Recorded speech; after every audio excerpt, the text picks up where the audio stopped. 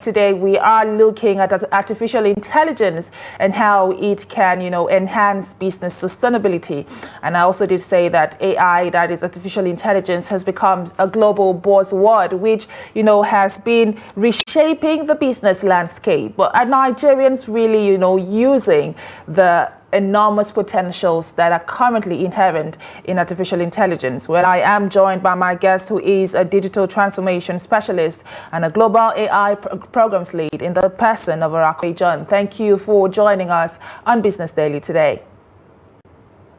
Thank you, Chiamaka, for having me. Okay, I did say, I did talk about the enormous potentials that are currently inherent in AI, and I'm not quite aware whether most businesses in Nigeria are using this many opportunities that AI provides. But let's hear from you now. As someone who is a major player in that area, would you say that Nigeria has embraced it as they should? And in simple terms, let's just begin also by you explaining what AI really is.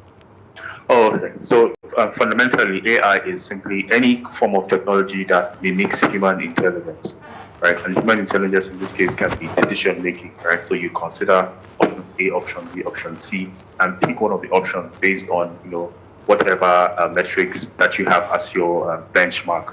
So that's human intelligence. Human ability is also in speech, the ability to make a sound and be coherent. That's a human capacity. Or even the capacity for vision, which is you look at something and you're able to tell that this is an apple or an orange. So when it comes to artificial intelligence, the artificial equivalent of vision will be what you call computer vision.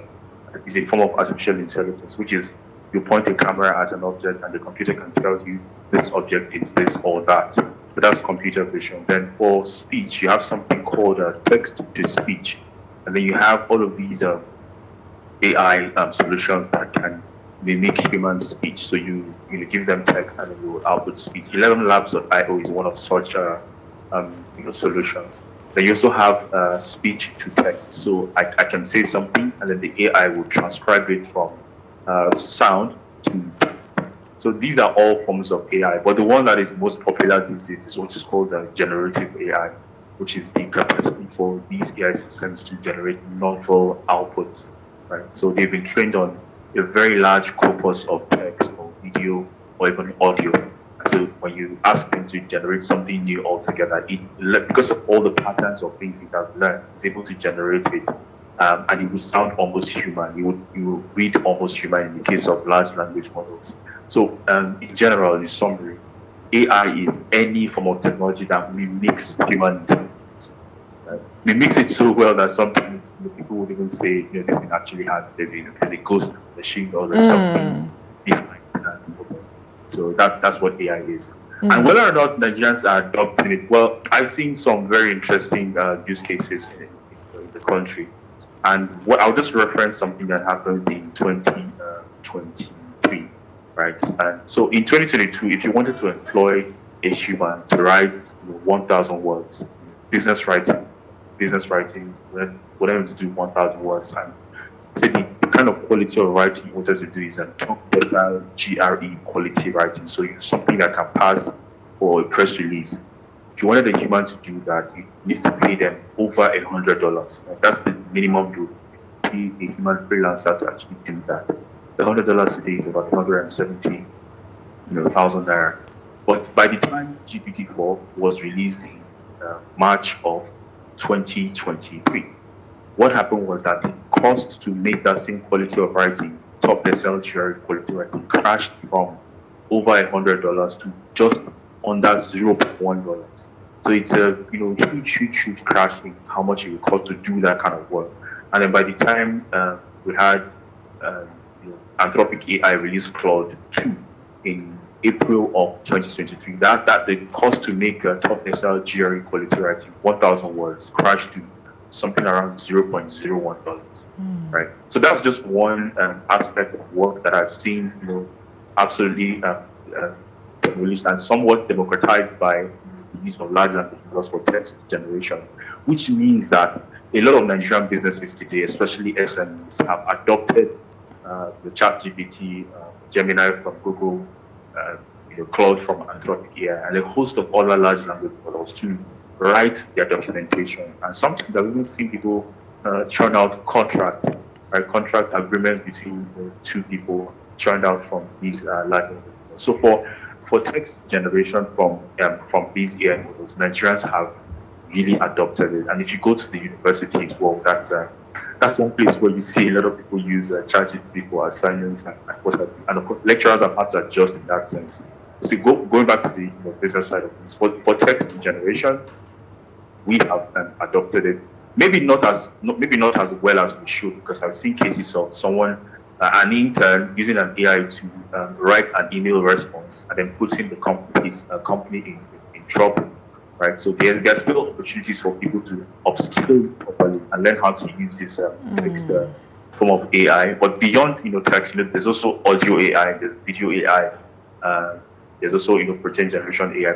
Those are all different forms of AI that we will not be using as much. But as for the text-based AI, yes, I can say that we have adopted them really well. But I am very curious. Should we be worried? Particularly, you did mention, as to how much we used to charge if we needed to maybe do a business plan, and how much we now charge, with the use of AI. Should we be worried that maybe this could lead to job losses? And should we also be worried that we could get too dependent on machines and, thereby being too reliant on machines and not using our brains as much as we ought or we should? Are these concerns, looking from the lens of an AI expert now, which you are? Well, these very genuine concerns, extremely genuine concerns. And in fact, there are research papers that seem to indicate that AI should be used carefully so that it doesn't become a crutch without which the human cannot function, right? And this is, especially in the schools, we need to deploy it in such a way that it helps people become way better at what they do. It helps people learn faster rather than make them dependent on the technology to function, right? So, and just to illustrate this point, there's something just a short story from 1997 and 1998, right? In the year 97 was when IBM's Deep Blue, it's an AI model that can play chess really well. It beats a human grandmaster, a chess grandmaster, Garry Kasparov. That was the first time something like that will happen, that a machine will beat a human master, like the very best human, at the game of chess. Then in the year 1998, a follow-up game was played. It's called Advanced Chess. In Advanced Chess, what you do is that you have one human being and another human being play against each other first time. And then you play the first human being, Garry Kasparov in this case, and Vasily Topalov, the Bulgarian and the Russian. So they played human versus human the first time, and the second game is Garry plus AI, Vasily plus AI. So human plus AI, human plus AI. In the first game, human versus human, because Garry is, the better grandmaster, he's far advanced, much better than Vasily. He won the game 4-0. Now, when the game was played, Vasily plus AI, Garry plus AI, ended 3-3. And then in 2005, something else happened. This chess.com, they had an online tournament, had a bunch of novices versus grandmasters. And then the people who won that tournament were two novices who knew how to manipulate their computer to get it to win the game of chess. What these two games seem to indicate is that when you pair someone who is maybe not as good at their job with AI, there's a possibility, there's a very high chance that it will help them level up against the very best in the field. So it will cancel out the calculating and strategic advantage that the superior player in that field has over them. So whenever you hear things like, ChatGPT has passed the operations management course at Wharton, or it has passed the project management exam and what have you, what that seems to indicate is that for someone who is inferior in that field, let's say an inferior project manager, they learn how to use ChatGPT really well. So when I say ChatGPT, I mean GPT-4. They learn how to use it really well. There's a very high chance that they can be as good as the very best in that field. So that's what's called Kasparov's law of applied AI, right? In which case, we've seen it even in the financial services sector. May 20, on the 20th of May this year, there was a paper from the Wood School of Business, which seemed to indicate that anyone can use GPT-4 to do superhuman and financial statement analysis. What that would indicate is that if you take, let's say, a final year student of a federal university or a private university in Nigeria, and you teach them how to really use GPT for analyzing financial statements, they will give you almost the same output as someone who has done investment analysis at, maybe Chapel Denham or an investment bank in the country for a number of years, right? So in that sense, we have these AI tools that can help even inferior players become really good. But then the danger is always, or rather the ethical side of it, is that it has to be applied in such a way that people understand the fundamental, the basics of the field in which they're applying it to before they actually use it.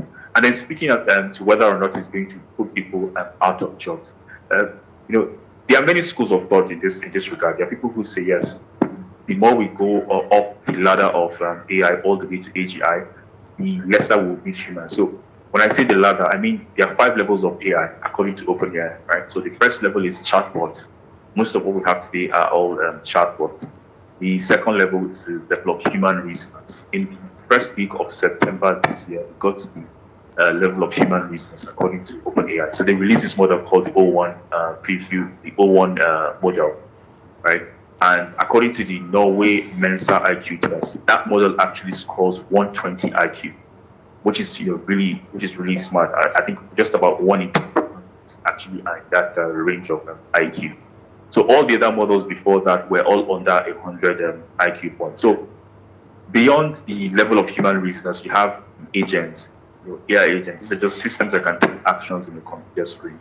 And then beyond the level of agents, you have innovators, which are AI systems that can generate new knowledge. So they don't typically depend on all the data they've seen in their training set. And then at the top level is autonomous organizations. So despite all of this and the expectations, so some would argue that as we go further along this path, we will need less and less humans. If you go back in history, you notice that even during the Industrial Revolution, so when steam engines were made far more efficient, the expectation at the time was that we would use less coal. Like people would need less coal to run these engines. But instead of that being the case, what happened was that more coal was needed by industries and plants and what have you to drive the new wants and desires that people started to have. So what I'm trying to say is something called the Jevons paradox. That if you make a system far more efficient, instead of less resources being consumed, people will develop all kinds of wants and desires. You know what they say about human wants being insatiable, and then desires being so insatiable that we don't really know how much we want until we get to a particular point. So the expectation is that we will have all kinds of desires and needs from as many people as possible, even when we get to the top of this ladder, the autonomous organizations. And well, if that's the expectation, but then there are governments who are still preparing for the possibility of people not having jobs, and which is why you have conversations like the universal basic income, right? Which is something that people are actively discussing these days. So suppose we get to a time when these robots do all of the knowledge work that we do today. What becomes of human labor force? That's why there's a condition of universal basic income. That they do all the work and they make all the money in the economy, and then people still get paid to get by, right? But let us talk specifically now about the business space here in Nigeria, particularly SMEs, micro, small, medium enterprises, which are said to be the backbone of the Nigerian economy.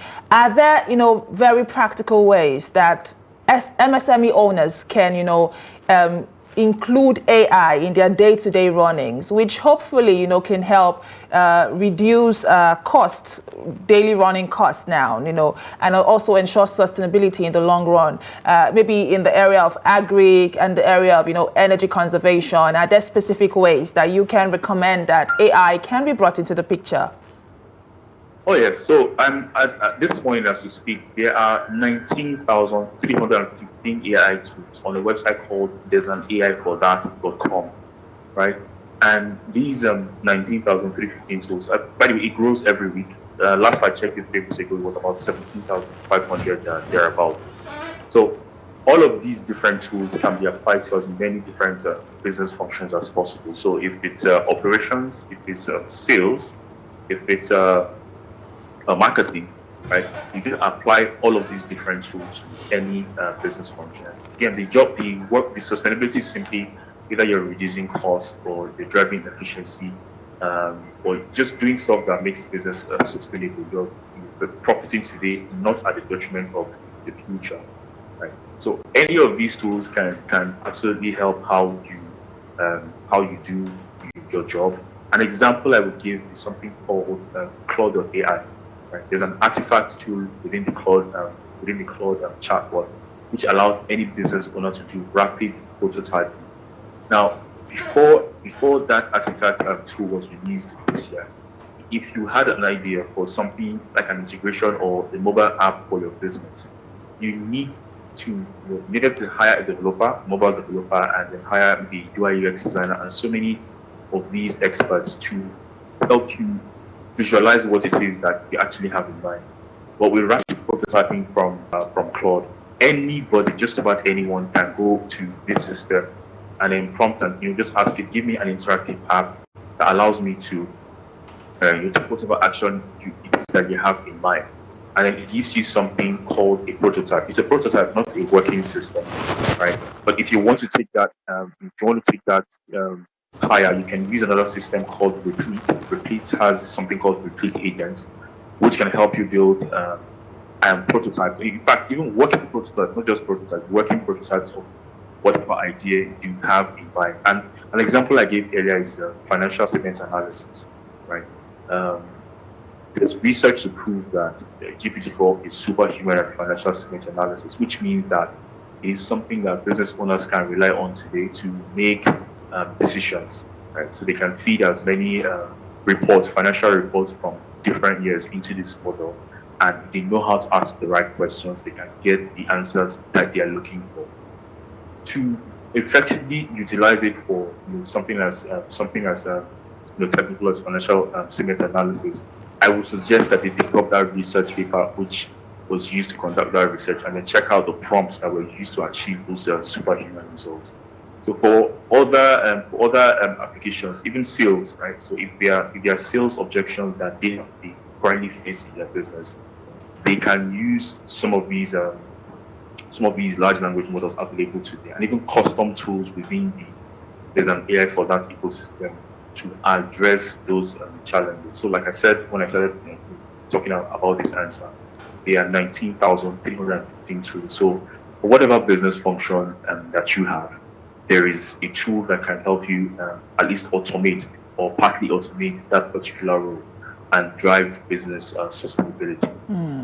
Well said. But I am curious, especially about the area of capacity building and education.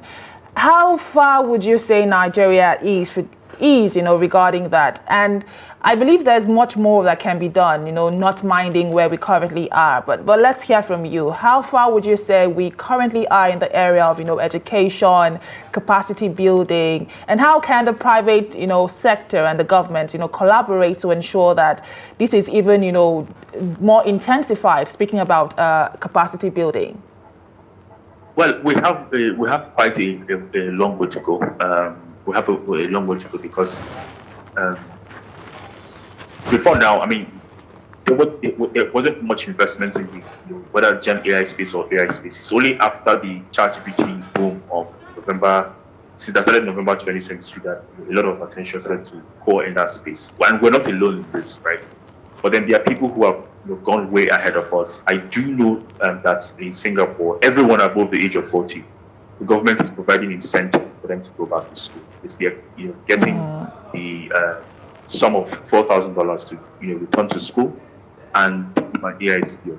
And it shows in the AI ranking of countries in the world that are most AI ready. Singapore ranks in the top 3, right? Because of the amount of investment that they're pouring into the AI space. And then there are other countries such as South Korea who are rethinking education. So they have these interactive textbooks which are now going to be AI native, right? So people get to interact with the textbooks. Just the same way we're having a conversation, the students get to have conversations with their textbooks. So I do think that we have quite a way to go, a long way to go. And I say this because among the top 20 AI-ready nations, from Tortoise Media, there's a report from last week. Nigeria is not in the top 20. So we have... In the top 20? we're not in the top 20, right? But because of our population and because of the creativity of the youth that we have, all that needs to happen is for the government to provide the incentive and give access, the infrastructure really, provide incentive for young people to use these AI models to, even if it's to do creative things on Instagram, TikTok, and social media. That can be a starting point, right? There are many kinds of AI tools that can inspire creative action today. So that can be a starting point, and then can segue into education, into the actual workforce, right?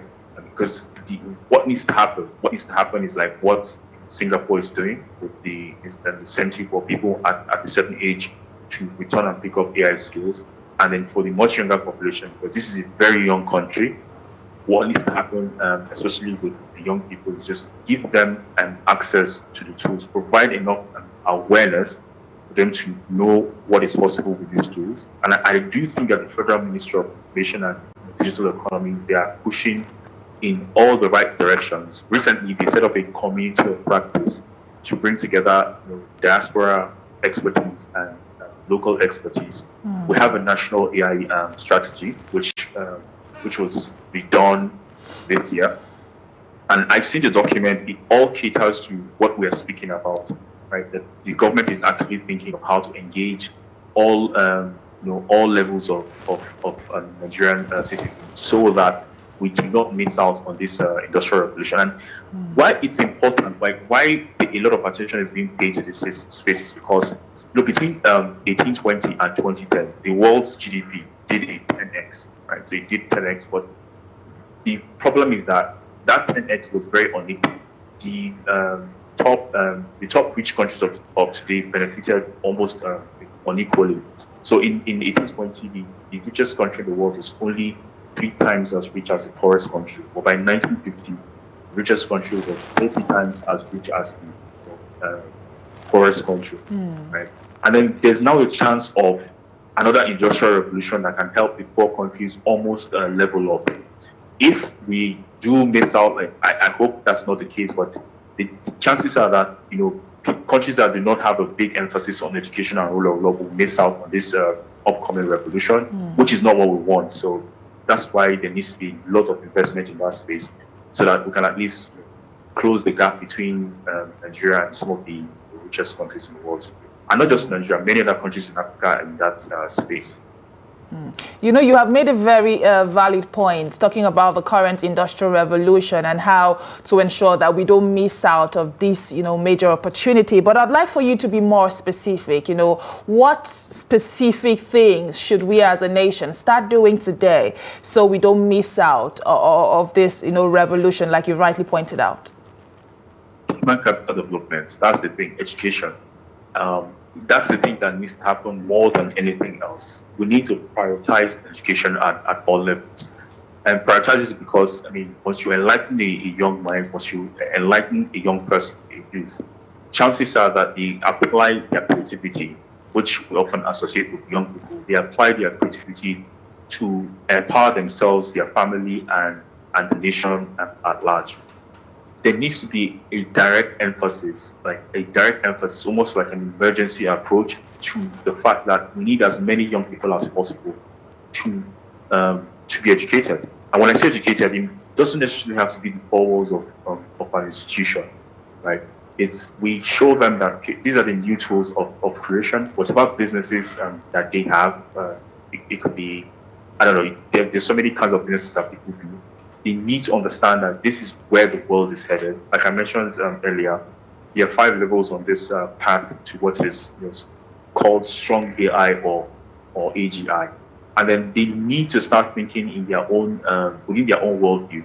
How do they apply? How do they function at these 5 levels? So you have chatbots today, great.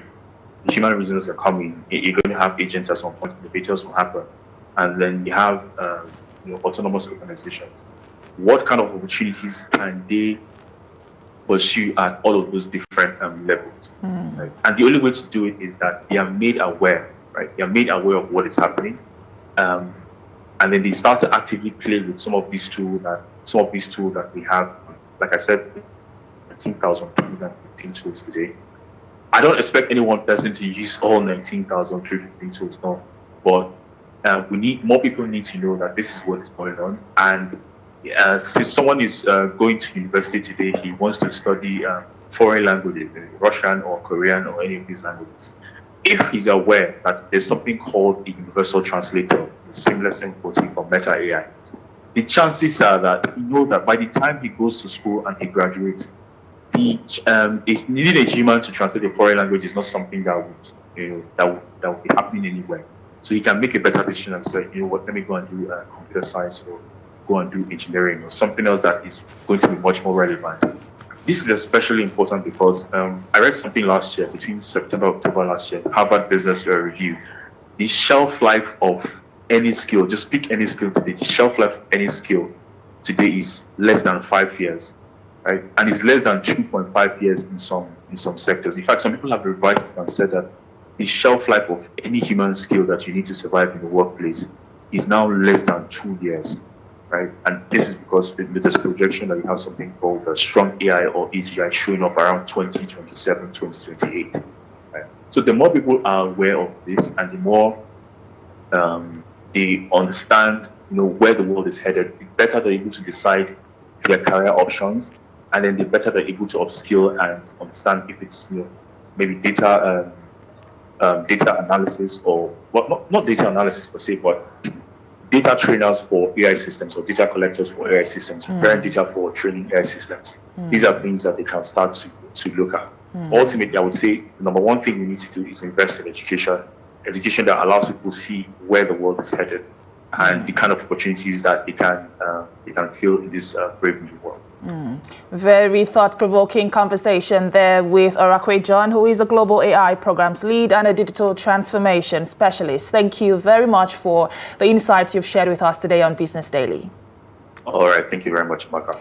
And that's the much that we will be taking this morning on Business Daily. But keep the conversation going across all our social media platforms, on Facebook, on X, on Instagram, and of course on YouTube. My name is Chiamaka Enendu. Thank you for watching and bye for now.